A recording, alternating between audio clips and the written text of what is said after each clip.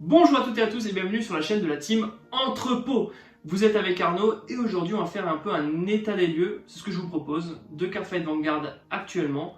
Il faut savoir qu'on est au format DBT09, on est en mai 2023.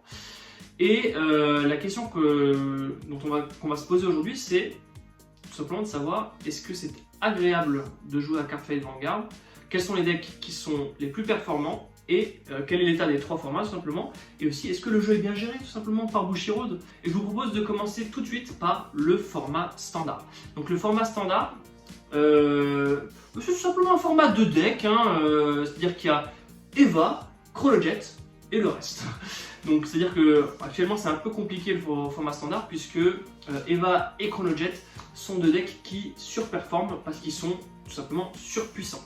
Donc c'est deux decks que la balise japonaise a essayé de tuer parce que au niveau des résultats de tournoi japonais, on voyait que c'était deux decks qui surperformaient par rapport aux autres et que ça commençait à devenir assez compliqué. D'ailleurs, on l'a beaucoup vu au niveau du BSF de Rouen, même au niveau des autres BSF, puisque la composition des teams globale, on va dire en général, c'était un Jet, un Eva, un troisième deck. Peu importe lequel, mais voilà. Toujours est-il que Eva et Jack sont deux decks qui surperforment, qui sont vraiment au-dessus du lot, mais grandement au-dessus du lot, et qui sont des decks qui sont problématiques, surtout pour Chronojet, qui provient du Stride Deck Chronojet, donc un deck tout préparé. Donc c'est-à-dire que en fait, vous achetez votre deck compétitif méta tier 1 dans une boîte à 90 €, ready to play. Vous avez juste peut-être quelques communes, des Gongarnam à rajouter, voir si vous êtes un peu riche des Swirlers. Mais voilà, vous avez quelques cartes à rajouter et vous avez un deck compétitif. Et donc on voit que ce format de produit, donc le Stride Deck, c'est quelque chose qui pose grandement question puisque dans quelques semaines, sort le Stride Deck Messiah qui lui aussi est un deck qui surperforme au Japon. Donc la vraie question était, fallait-il donner cette mécanique de Stride au format standard ? Moi je pense que non, mais voilà, la vraie question se pose pour l'avenir, est-ce qu'ils vont continuer à faire des Stride Decks ? Je pense que oui, parce que c'est un produit d'appel qui est assez intéressant et ça leur génère pas mal de pognon, mais je pense qu'ils doivent vraiment se poser la question de est-ce qu'il faut les faire autant surpuissants. Donc voilà, là ça commence à être vraiment problématique, surtout que le seul deck Overdress qui tend à atteindre ce niveau de puissance, c'est Gandiva qui arrive en DBT10. Mais globalement, dans la prochaine série, l'état de la méta, ça va être Jet, Eva, Gandiva et Messiah. Donc on va passer d'un 2 deck format à un 4 deck format. C'est mieux, mais est-ce que c'est ce qu'on a envie ? Non. Non, on a envie de voir cette belle variété qu'on avait à Vanguard avant et plus taper Jet et Eva, surtout que au bout d'un moment, ces deux decks qui sont... on se fait chier quoi. Le mec qui joue se fait chier, le mec qui joue en face se fait chier, donc c'est un peu compliqué quoi. Donc le standard là est actuellement dans un... Voilà, c'est moyen on va dire. Il y a toujours des decks qui sont excellents derrière, on a Minerva, on a Velstra, on a Overlord, on a vraiment beaucoup de decks derrière qui sont vraiment très bons. Et je pense que l'écart est pas si éloigné entre les gros decks du tier A et les decks d'après. On peut voir, on peut imaginer que d'autres decks puissent battre Eva ou Jack. Les decks sont vraiment battables, mais c'est assez compliqué on va dire. Dans la globalité, les decks sont tellement stables, Eva et Jet sont tellement stables et tellement puissants qu'ils vont quand même finir par gagner la partie.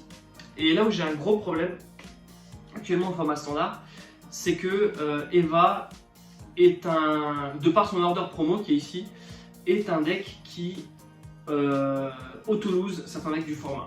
Je prends par exemple Eugène. Eugène c'est un deck qui est, franchement c'est pas un deck dégueu, on se moque souvent d'Eugène parce que c'est pas très fort, mais c'est clairement pas un deck dégueu, sauf que contre Eva, à cause du résist sur les deux obsculides, c'est auto-lose. Il peut pas retirer tout le board, il peut pas avoir accès à son self-stand, il perd. Pareil, prison, à cause de l'obsculéide, auto-lose. Le mec qui met son obsculéide en prison, il le sort tous les tours, il counter-charge sous le charge avec son order. Il a 2 attaques à crit 2, voire 3 attaques à crit 2 tous les tours. C'est quasiment auto-lose. Bavzargra, il peut pas retirer les 2 obscudéides en front, c'est compliqué. Voilà, donc, il y a plein de decks du format standard comme ça qui sont annihilés justement par la faculté de Eva de call ces obscudéides ou d'empêcher de les retirer en fait. Et c'est en ça que Eva est un problème. On parlait aussi de Gravidia qui ne peut pas retirer les obscudéides et du coup ne peut pas accéder au plus 5000 de Bakuburito ou à son crit. Et là le deck prend un gros coup dans la nuque puisque il n'a pas accès à son crit plus 1, enfin il n'a pas accès à la moitié de ses armes et donc c'est très compliqué.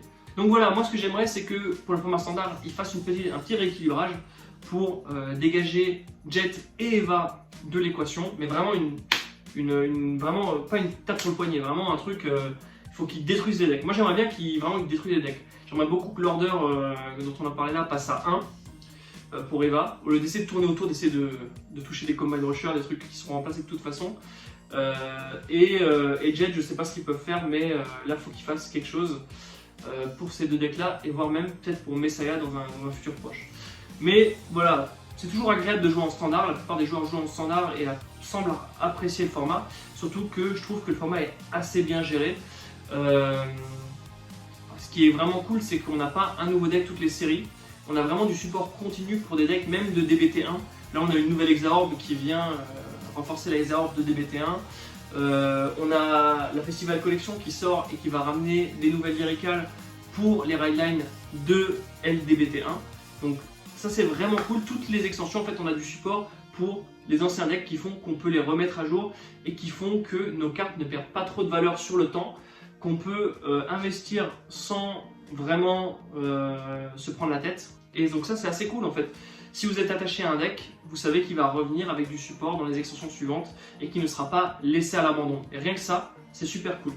Même si des fois, et ça c'est un gros problème de Cardfight Vanguard, c'est qu'on est revenu dans l'enfer des promos, à savoir que le deck va être supporté par 1, 2, 3 promos et que ces promos elles sont vraiment galères à récupérer pour nous Européens ou même voire même pour les Occidentaux, tout simplement parce que on n'a pas autant de tournois que dans le circuit japonais et que on n'a même peut-être pas autant de boutiques qui distribuent le jeu que ce qu'ont les Japonais. Donc ces cartes étant des cartes de tournoi, il est difficile pour la plupart des joueurs de s'en procurer et donc du coup on assiste à des explosions sur le marché secondaire de ces cartes promo là qui valent un bras littéralement. On a des promos à 30-40 euros tout simplement parce que tout le monde n'y a pas accès et ça c'est bien dommage.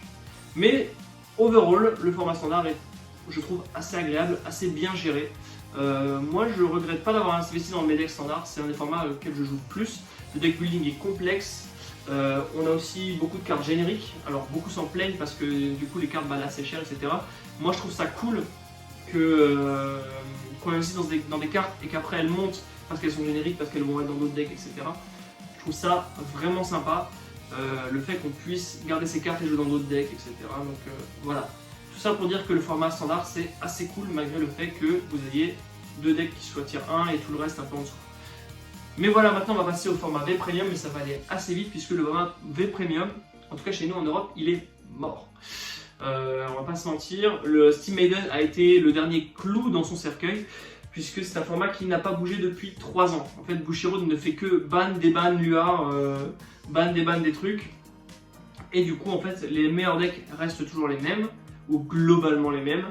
Le format n'a aucune sortie et donc ne propose aucune nouveauté. De ce fait, la plupart des joueurs arrêtent d'y jouer parce qu'il n'est pas supporté par Bushiroad. Et le format Steam Maiden Tier 0 n'aide pas, donc pour ceux qui ne savent pas ce que ça veut dire, en V Premium vous avez Steam Maiden, donc un archétype de Gear Chronicle, qui est sorti dans V-Clan Collection, je ne sais plus combien, 0, 7, 8, je sais plus. Et en gros, ce deck était Tier 0, ou Tier S, c'est-à-dire que c'était le meilleur deck du format, point. Vous jouez Steam Maiden ou vous ne jouez pas au jeu tout court. Ils ont chopé une carte qui était vraiment excellente, qui est Eterana, qui permet une stabilité et du card advantage nul autre pareil dans ce format-là. Et en fait, le deck surperformait dans les différents tournois V Premium qui ont eu lieu. Et de ça, et de la non-action de Bushiroad, les gens se sont lassés, se sont dit bon bah voilà le V Premium. Steam Maiden toujours, Steam Maiden encore, et Steam Maiden ras le cul. Et donc du coup ils se sont dit bon bah on on va arrêter de jouer à ce format-là, et de petit à petit le format est en train de mourir. À un tel point qu'au BSF de Rouen, où on était, ils étaient que 10 en V Premium, contre 150 en standard. Et du coup, ils ont décidé d'arrêter le format team et de passer ça en format solo. Et encore, ils étaient 10 parce qu'ils ont réussi à trouver 3 pelés qui voulaient bien jouer. Sinon, ils étaient 7, mais je crois qu'il devait y avoir 4 ou 5 vrais joueurs dans le truc. Donc, c'était pas. Voilà, c'était vraiment pas cool pour le format. Et je pense que là, il va petit à petit tomber dans l'oubli. Même en Allemagne, je crois qu'ils étaient 10 ou 13, je sais plus. Vraiment, il était une petite dizaine, quoi. Donc, on voit que le format ne passionne plus les gens, n'intéresse plus les gens, et qui va tomber tout simplement dans la désuétude. Enfin, on a le format Premium qui, moi, actuellement, est mon format préféré. On a une banliste il n'y a pas très longtemps sur ce format-là, et on a un format finalement très ouvert. Rouen était le premier tournoi post-banliste Premium, et force est de constater que le format est assez ouvert. On a beaucoup de decks et beaucoup de clans qui sont viables dans ce format. Alors, il faut passer outre les petites wincons qui peuvent paraître sur le papier un peu dégueulasses, mais c'est un format qui est assez cool au final. Moi, j'aime vraiment beaucoup le Premium. Quand on s'y intéresse, c'est le format expert de Vanguard en fait. Vous avez sur Rouen la team Alliance Homme qui a gagné, et force est de constater que c'est 3 bons decks, 3 bons joueurs, et que dans le top 8 de Rouen, on retrouve pas mal de joueurs très compétitifs qui prennent ce format vraiment au sérieux. Donc pour moi, c'est vraiment le format compétitif expert de Vanguard. On avait Team Cardiff, donc la team de Maxime Solem, Jacobus et Mo, qui sont arrivés en top 8 également.